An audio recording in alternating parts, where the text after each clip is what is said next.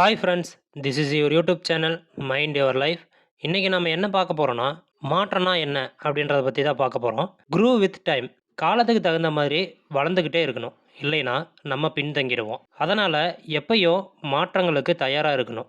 எப்பவும் எதையாவது கற்றுக்கிட்டு நம்மளை இம்ப்ரூவ் பண்ணிக்கிட்டே இருக்கணும். நீங்கள் உங்களை இம்ப்ரூவ் பண்ணிக்கிட்டே இருக்கும்போதே முன்னேறலாம். அப்படி இல்லைன்னா பின்தங்கிடுவீங்க.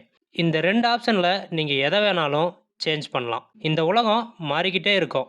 அப்படி காலத்துக்கு தகுந்த மாதிரி மாறாத விஷயம் காலப்போக்கில் சிதைஞ்சிடும் அப்படின்னு அறிஞர்களே சொல்லியிருக்காங்க. இந்த உலகத்தில் வாழ்கிற எல்லா உயிர்களும் மாற்றங்களுக்கு உட்பட்டது. அதில் மனுஷங்களும் அடங்கும். மாற்றன்றது வாழ்க்கையில் தவிர்க்க முடியாத விஷயம். நம்ம மாறுறோமா இல்லையாங்கிறது இங்கே கேள்வி இல்லை. நம்ம எப்படி மாறணும், மாற்றங்கிறது பெட்டராக இருக்கணுமா இல்லை மோசமாக இருக்கணுமா, நம்மளை இம்ப்ரூவ் பண்ணி வளர்கிறதுக்காக சேஞ்ச் ஆகிறோமா இல்லை நம்மளை நாமே அழிச்சிக்கிறதுக்காக சேஞ்ச் ஆகிறோமா, நம்மளுக்கு ஏற்ற மாதிரி நம்மளை மாற்றிக்கிறோமா இல்லை நம்மளோட சம்மதமே இல்லாமல் சூழலுக்காக நம்மளை மாற்றிக்கிறோமா, மாற்றம் நம்மளை கண்ட்ரோல் பண்ணுதா இல்லை மாற்றத்தை நாம் கண்ட்ரோல் பண்ணுறோமா.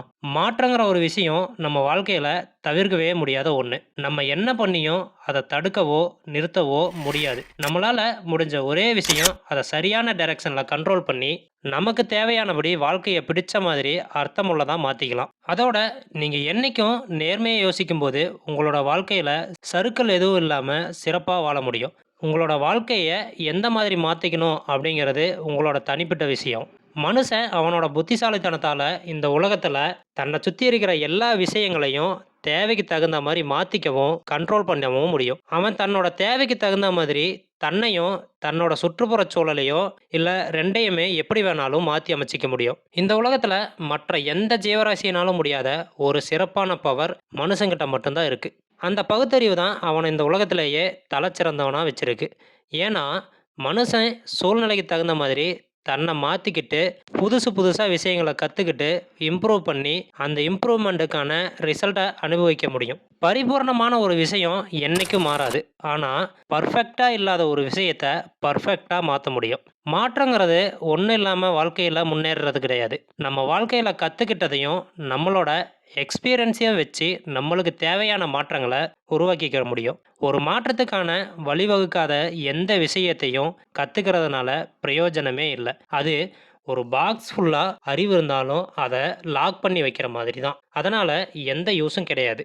மாற்றத்தினால வர வளர்ச்சி என்றைக்குமே நிலையாக இருக்காது. அது தொடர்ந்து கண்டினியூ ஆகி பன்மடங்காக பெருகிக்கிட்டே இருக்கும். அது பாசிட்டிவாகவும் இருக்கலாம், இல்லை நெகட்டிவாகவும் இருக்கலாம். அது உங்கள் வளர்ச்சியை மேலேயும் கொண்டு போகலாம், இல்லை பாதாளத்துக்கு கீழேயும் தள்ளலாம். ஆனால் ஒரு நிலையான இடத்துல ரொம்ப நாளைக்கு இருக்கவே முடியாது.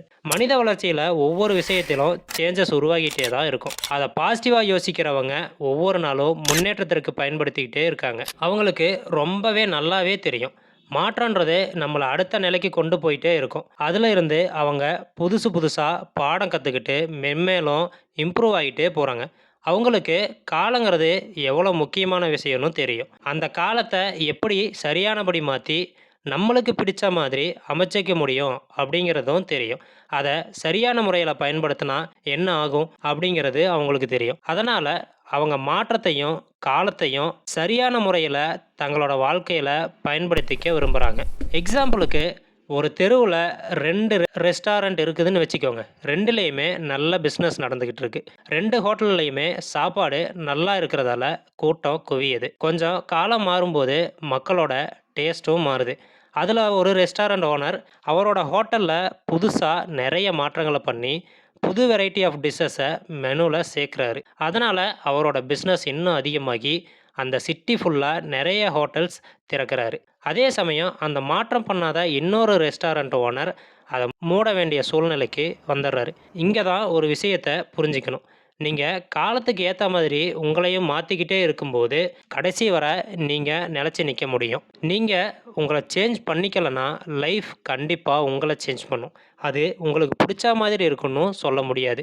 மாற மாட்டேன்னு நீங்கள் பிடிவாதமாக இருக்கும்போது உங்களோட எல்லா வளர்ச்சியும் அப்படியே நின்றும். அந்த மாற மாட்டேன்ற பிடிவாதத்தினால காலத்தையும் அது கொண்டு வர ஏமாற்றத்தையும் எந்த வகையிலையோ தடுக்கவே முடியாது. அதே சமயம் மாற்றத்தை நீங்கள் ஏற்கும்போது உங்கள் வாழ்க்கை மலர்ந்து சரியான வழியில் இம்ப்ரூவ் ஆகும். அப்படி ஏற்றுக்காத பட்சத்தில் அது உங்கள் வாழ்க்கையவே மொத்தமாக சிதைச்சிடும்.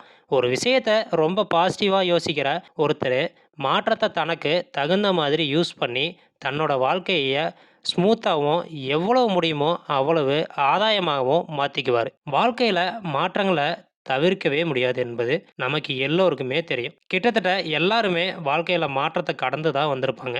இதே மாதிரி மாற்றத்தை ஏத்துக்காத மனுஷங்களையும் நம்ம கடந்து தான் வந்திருக்கோம். மாற்றத்தை ஏத்துக்காதவங்க யாருன்னா, தன்னை பத்தின கான்ஃபிடன்ஸ் இல்லாம மாற்றத்துக்கான பின்விளைவுகளுக்கு பயந்தவங்களா இருப்பாங்க. அவங்க தன்னம்பிக்கை இல்லாததுனால ஒருவேளை அவங்க சேஞ்ச் ஆனா அவங்களோட தனித்தன்மையை இழந்துருவோமோன்ற பயத்திலேயே மாற்றத்தை ஏத்துக்க தயங்குவாங்க. மாற்றத்தை ஏத்துக்கிறதுக்கு ரொம்ப தயங்குவதற்கான காரணம் அவங்களோட தவறுதலான புரிதலாலோ இல்ல வாழ்க்கை சூழல்ல பெரிய பாதிப்பு வந்துடும் அப்படிங்கிறதுனாலயோ தான். சேஞ்சஸ்ங்கிறது நிறைய நேரத்துல வழி தரக்கூடியதா இருக்கலாம். ஆனா அது ரொம்ப தேவையானது. சேஞ்சஸை ஏத்துக்க மறுக்கிறவங்க யாருன்னா மிடில் ஏஜ்ல இருக்கிறவங்க தான். அவங்க நமக்கு சீக்கிரமே வயசாயிரும்னு பயப்படுறாங்க.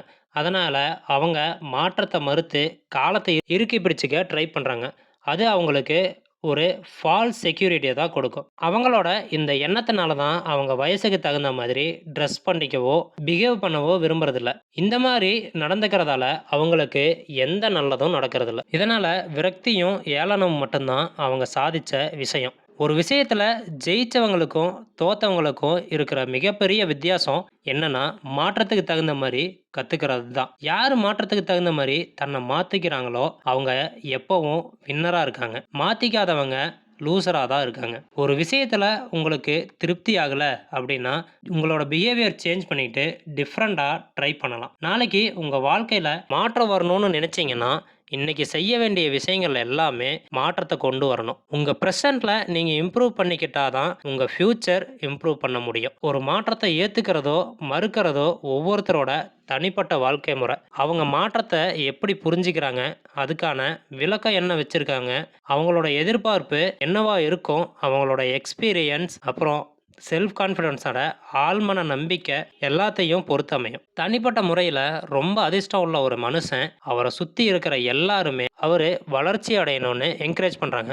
அதனால் அவர் க்ரியேட்டிவாக நிறைய புது ஐடியா யோசித்து அதை கரெக்டான முறையில் ஃபெயிலியர் ஆகாமல் எப்படி பயன்படுத்த முடியும்னு மற்றவங்களுக்கு சொல்லி கொடுக்க விரும்புகிறாரு. அவர் விரும்பினபடி வளர்ச்சி பாதையில் எப்படி தன்னை இம்ப்ரூவ் பண்ணிக்க முடியும் அப்படின்னு யோசித்து அதை ஃபாலோ பண்ணவும் செய்கிறாரு. அதை மற்றவங்களும் ஃபாலோ பண்ணணும்னு விரும்புகிறாரு. இப்போது லைஃப் பற்றின அவரோட புரிதல் எப்படி இருக்குன்னா, புது புது ஐடியாவும் மெத்தட்ஸையும் யூஸ் பண்ணி எக்ஸ்பிரிமெண்ட் பண்ணும்போது தான் புது சிறந்த வழிகளை கண்டுபிடிச்சதால என்னோட வாழ்க்கையை சிறப்பான இடத்துக்கு கொண்டு போக முடியுங்கிறது தான். உங்களுக்கு இந்த வீடியோ பிடிச்சிருந்தா லைக் பண்ணுங்கள், சப்ஸ்கிரைப் பண்ணுங்கள்.